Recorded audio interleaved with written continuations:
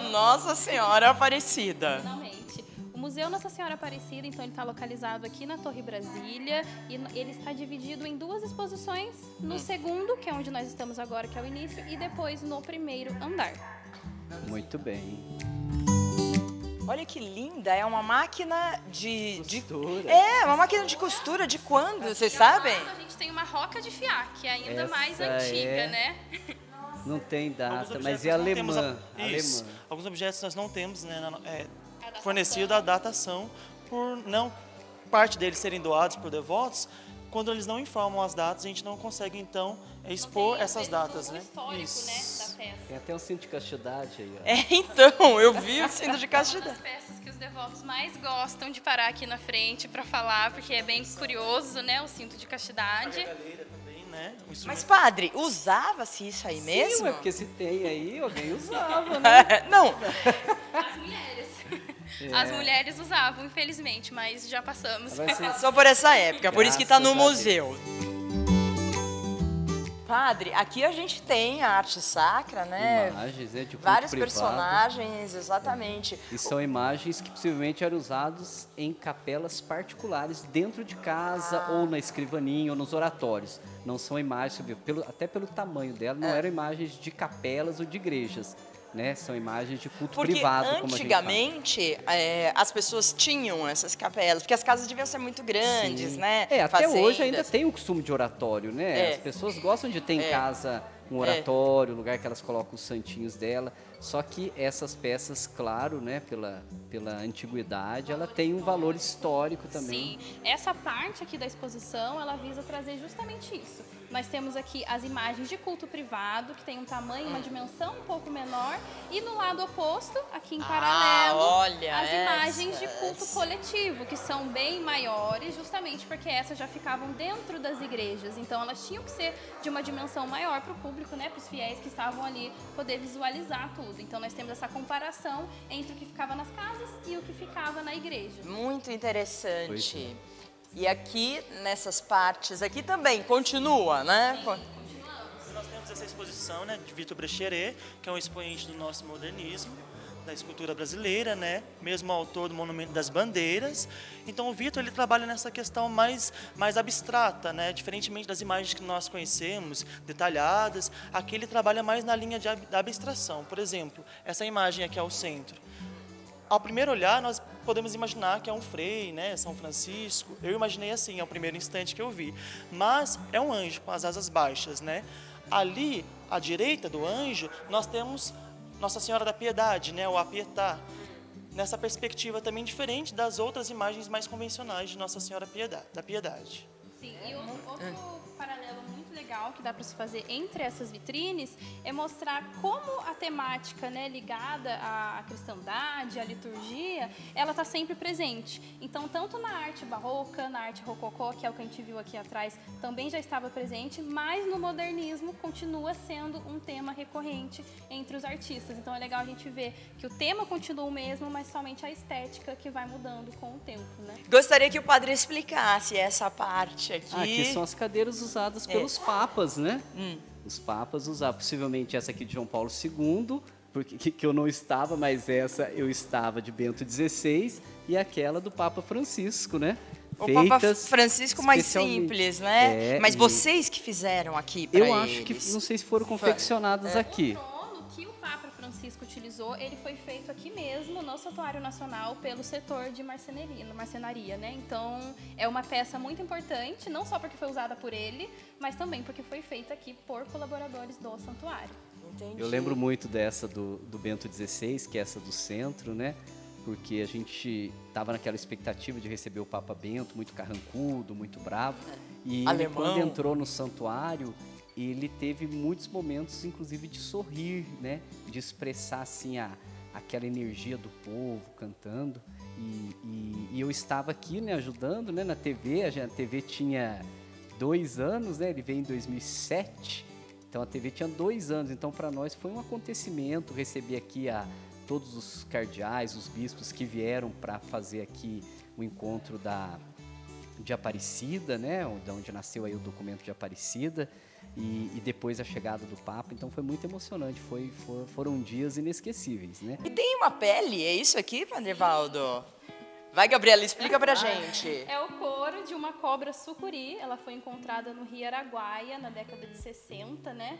Ela foi Deus, que abatida, gigantesca. né? E depois o couro dessa cobra, ela foi doada para Dona Conceição Borges, que foi a fundadora do museu. E aí então é uma colocaram peça aqui. muito especial que traz o histórico do museu, por isso que ela ainda está aí em exposição. E ficou muito bem colocada no chão aqui, né? Agora a gente tem uma parte que é ligada à comunicação, que eu acho sensacional. A gente que é de comunicação, né? Todos nós. Aqui é uma máquina de escrever, é isso? Você sabe de quando, Cássia? Deixa eu ver se tem aqui. Isso, que ela é uma máquina americana, mas nós não sabemos a data exata, né? Nós não temos essa confirmação. Toda essa parte que nós temos aqui da comunicação, é muito interessante a gente refletir que hoje qualquer criança pode ter isso no aparelho celular, né? Vai falar justamente sobre o nosso avanço tecnológico, né? Você tem máquinas fotográficas, o rádio, né? Que as pessoas ouviam muito. E o dono foi o José Pampucci, olha lá, o dono deve foi... ter sido doação. Telefones, né? Olha aqui, até a caneta, né? Hoje em dia, até as crianças nem querem escrever, infelizmente, né? Infelizmente. Quando a gente está com grupos de crianças, que a gente recebe muitas escolas aqui no museu, né, que vêm visitar, é engraçado quando eles chegam nessa vitrine, porque eles abrem os olhos assim, porque eles não sabem do que se trata, né? Eles não tem nem reconhecem ideia mais esses objetos, né? É um pouco triste até se a gente pensar. Você já se sente mais velha com eles, você que tem 25 Sim, anos. me sinto uma idosa já, caquética aqui no museu. Aqui a gente vai entrar na coleção Santa Gertrudes, é isso, Gabriela? Isso mesmo, é a coleção que eu comentei com vocês lá no início, que é a minha parte favorita do museu. A coleção Santa Gertrudes, ela é muito especial, não só para o museu, mas para o histórico, né, do Santuário Nacional em geral, porque através dela a gente conhece um pouquinho mais sobre a história da imagem de Nossa Senhora Aparecida. E agora que a gente vai adentrar aqui o corredor, a gente vai ver um pouquinho mais do porquê. Então vamos. Santa Gertrudes se tratam de peças sacras, né? Em sua maioria Nossa Senhoras da Conceição, salvo algumas exceções. Todas elas são do século XVII, do período barroco. Mas as peças mais, vamos dizer, importantes dessa coleção são dessas duas primeiras vitrines que nós estamos vendo aqui, que são de Frei Agostinho de Jesus ou de um de seus aprendizes. E elas são tão especiais porque nós sabemos hoje, através dos estudos, né, que a imagem de Nossa Senhora Aparecida, a original, que foi encontrada lá no Rio em 1717, é também fruto da obra desse frei, do Frei Agostinho de Jesus ou de um de seus aprendizes. Então nós temos aqui, vamos dizer assim, primas da imagem de Nossa Senhora Aparecida, né? Então a gente consegue ver. E antigamente não havia forma, né, para fazer imagem. Cada imagem tinha a sua especificidade, entretanto, os traços nos ajuda a identificar. Essas três primeiras imagens, se nós observarmos, elas têm as características muito parecidas com a imagem de Nossa Senhora Aparecida, né? O rostinho bem arredondado, a forma como a indumentária cai assim no corpo da imagem. Então a gente consegue ver as semelhanças assim a olho nu. Não precisa assim um grande estudo, né? E esse porta-retrato aqui, ele é dos doadores, é isso? Então, nesse porta-retrato estão os pais do doador. Ah, tá. O Ladi Bizus, né, ele foi o doador da coleção, ele fez essa doação para o Santuário Nacional e um dos pedidos que ele fez, né, durante a doação é que essa imagem dos pais dele ficassem sempre aqui como uma homenagem, né, às pessoas aí mais importantes na vida dele. Muito bonito. Muito bom, e é uma doação também, assim, sem precedentes, Nossa, importantíssima. E aqui, o que a gente tem, Cássio? Nós temos então, né, como a Gabi falou, a coleção Santa Gertrudes é uma coleção que vai tem uma mescla, né, uma mesclagem de diversos santeiros paulistas, né? Aqui nós temos as imagens do Frei Agostinho de Jesus, né, as imagens que são mais eruditas, né, e de grande valia.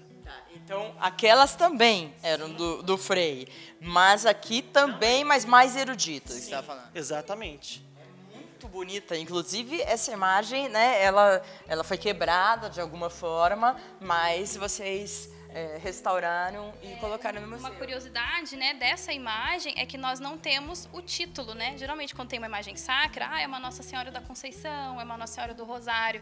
Só que por ela estar quebrada, não foi possível identificar o título da imagem. Então, resolveu ficar dessa maneira para que ela não perdesse a identidade, mas continua uma belíssima peça, então ela continua em exposição. Mas são também Muito bonita. Muito lindo mesmo. Até porque a gente vai pro Vaticano, tem várias peças que também não estão completas Ah, e sim, são mas lindas, muito mais né? que aqui, com A certeza. história é muito mais importante do que a peça completa, Claro. né? Claro.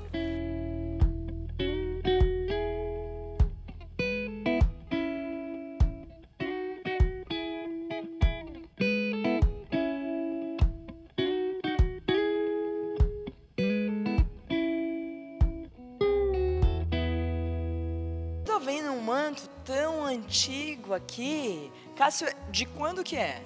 Esse manto ele foi utilizado na coroação, né, de Nossa Senhora Aparecida, quando ela foi proclamada, então, no ano de 1904, Rainha e Padroeira do Brasil.